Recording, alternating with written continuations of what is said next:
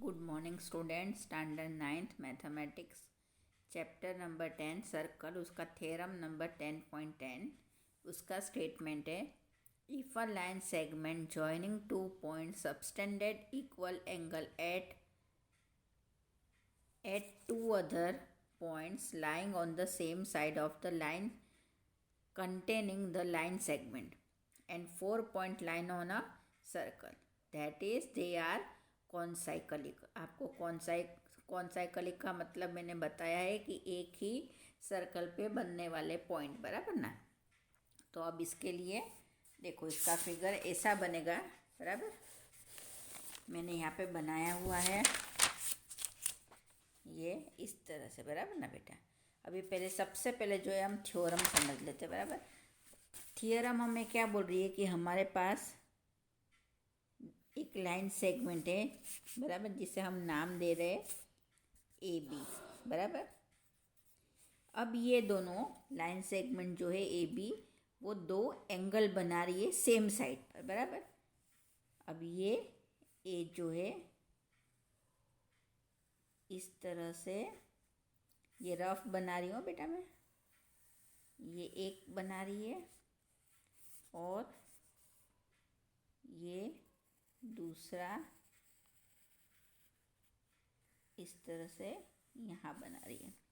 तो एक एंगल यहाँ बनेगा और एक एंगल यहाँ बनेगा, बराबर ना। ए बी सी डी नाम दे देते, बराबर। अब हमें ये बताना है कि ये एक ही सर्कल पे बने हुए, बराबर ना। अब देखो, मैंने आपको थ्योरम नंबर 10.5 बताई थी। सपोज कि ये इस तरह से हम ले,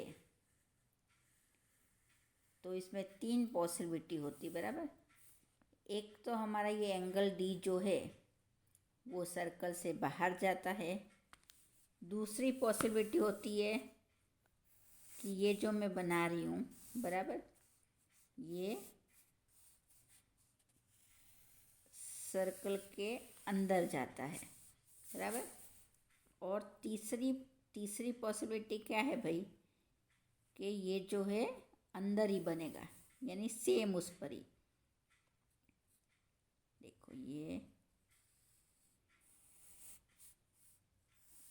इस तरह से, बराबर। और यहाँ से जो है ये सर्कल इस तरह से बनाया, तो ये इसी में से पास हुआ, यानी ये पॉइंट यहीं पर आया, बराबर ना। ये ए बी सी डी, ये ए बी, ये सी, ये डी, यानी ये 3 पॉसिबिलिटी हमारे पास है कि इस तरह से जो है हमारे थ्योरम में जो बोला है, तो इस तरह से जो है वो फिगर बनेगा, बराबर। इसे हम केस 1 नाम दे देते हैं, केस 1, बराबर ना। फिर ये जो है इसे केस 2 नाम दे देते हैं और इसे केस 3, यानी 3 पॉसिबिलिटी है कि ये अंदर भी बन सकता है, ये बाहर भी बन सकता है और ये पॉइंट पर भी बन सकता है, बराबर ना। तो अब हम जो है हमारा थ्योरम शुरू करेंगे, बराबर ना।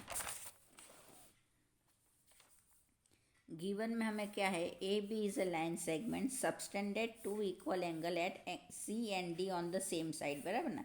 सेम साइड पे बना रहे, देखो ये और ये दोनों साइड सेम है, और ये हमारा सेगमेंट है ए और बी, बराबर ना। That is angle C equal to angle D, ये हमें दिया हुआ है कि एंगल सी जो है वो एंगल डी के बराबर है। कंस्ट्रक्शन, अब हमें इसमें छोटा सा कंस्ट्रक्शन करना है। Draw a circle joining 3 non collinear point A B and D C, sorry, बराबर ना। तो जिस तरह से हमने ये सर्कल बनाया उस तरह से इसमें सर्कल बनाना है, बराबर ना। अब केस 1 ले लो, बराबर। कौन सा वाला है केस 1 हमारा, ये वाला। अब देखो ये यहीं पे टच हो रहा है, तो इसमें हमें कुछ प्रूव करने की ज़रूरत है नहीं, बराबर ना।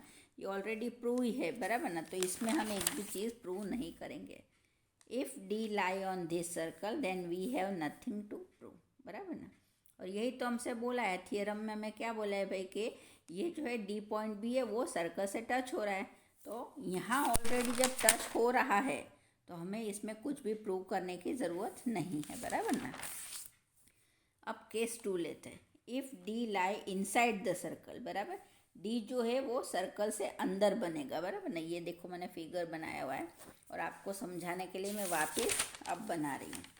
देखो ये हमारी लाइन सेगमेंट है ए बी, बराबर। ये जो है यहाँ से एक एंगल बनाती है। बेटा मैं ये रफ बना रही हूँ इसलिए थोड़ा मेरा गलत भी हो सकता है फिगर, बराबर ना, बिकॉज मैं भी आपको रफ बना के बता रही हूँ, इसलिए एग्जैक्ट तो नहीं बनेगा मुझसे इसमें। ये ए बी सी, बराबर। और ये जो है वो इस तरह से, ये यूँ ले लेना, थोड़ा इस साइड ले लेना, बराबर। ये थोड़ा इस तरह से ले लेना, बराबर ना। अब ये डी, बराबर। अब ये जो है मैं सर्कल बना देती हूँ 1 2 और ये इस तरह से, बराबर। अब ये डी है, बराबर। ये डी अंदर आया तो मैं क्या करूँगी भाई कि मैं इसमें कंस्ट्रक्शन करूँगी और इसको मैं आगे बढ़ाकर यहाँ पर डी डैश बना देती हूँ, बराबर। और ये डी डैश जो है वो अगेन किससे जॉइन होगा, तो ये बी से, बराबर ना। यानी इसमें मैंने क्या कंस्ट्रक्शन किया कि ये डी जो था इसे मैंने आगे बढ़ाया और यहाँ पर इस पॉइंट पर जो है एक दूसरा डी डैश बनाया, बराबर। और इसे मैंने अगेन ज्वाइन करा बी से, बराबर ना। ये हमारे केस 2 में है, बराबर ना। अब इसमें आपने क्या देखा, हमने ऑलरेडी एंगल सी को एंगल डी के बराबर बता दिया है, ये हमको दिया हुआ है, बराबर ना। ये दोनों चीज़ हमको दी है कि एंगल सी जो है वो एंगल डी के बराबर है। अब मैंने कंस्ट्रक्शन करा तो ये एंगल सी और ये एंगल डी डैश जो बना वो दोनों भी सेम होंगे, बराबर। कैसे सेम हुए, एक ही सेगमेंट पे बन रहे हैं, बराबर ना। सेगमेंट ए और बी, एक ही सेगमेंट पे बनने वाले एंगल्स जो होते हैं वो ऑलवेज सेम होते हैं, बराबर ना। तो now produce A B to D dash and join D dash B. Angle C equal to angle D given हमको दिया हुआ है, बराबर ना। Angle C equal to angle D dash, angle in the same segment, इसको हमने second equation दे दी। फ्रॉम 1 and 2, बराबर। इक्वेशन 1 और 2 से एंगल सी जो है वो एंगल डी के बराबर है, तो एंगल सी जो है वो एंगल डी डैश के बराबर होगा। मैंने भी आपको समझाया कि एक ही सेगमेंट पे बन रहे इसलिए। तो angle D equal to angle D dash जो है वो दोनों सेम होंगे। रीजन में देना है this is possible only if D and D dash को inside, hence A B C D and D are concyclic points, बराबर ना। अब सेम टू सेम केस 3 में जो है हमने यहाँ जो करा वही चीज़ हमारी केस 3 में रिपीट हो रही है, बराबर ना। पर इसमें क्या है, इसमें क्या होगा भाई कि इसमें एंगल जो है वो बाहर की साइड बन रहा है और हम यहाँ एक अंदर डी डैश दूसरा एंगल बनाते, बराबर ना। सेम ही चीज़ रिपीट होगी। एंगल सी जो है वो एंगल डी के बराबर है, एक ही सेगमेंट पे बन रहे हैं, तो एंगल डी जो है वो एंगल डी डैश के बराबर है। Case 3, if D lies outside the circle, in this case circle will intersect at D dash joint D dash B, बराबर। Angle C equal to angle D given हमको दिया हुआ है। Angle C equal to angle D dash, angle in the same segment, यहाँ पे C लिख लेना बेटा, मैं भूल गई, सॉरी। ये सेकेंड इक्वेशन हुई। तो from 1 and 2 angle D equal to angle D dash, बराबर। सेम ही चीज़ जो हमने केस 2 में बताई वही बता रहे हैं। तो this is possible only if D and D dash coincide, hence A B C D and D are concyclic points, बराबर ना। तो ये जो है हमारा थ्योरम नंबर 10.10 यहाँ पर पूरा हुआ।